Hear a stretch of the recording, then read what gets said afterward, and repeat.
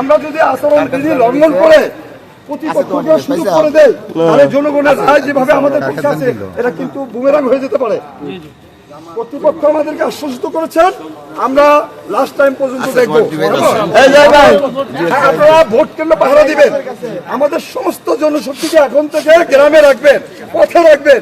আমরা 48 ঘন্টা আগামীকাল ফলাফল ঘোষণার আগ পর্যন্ত রাজপথ ছাড়বো না।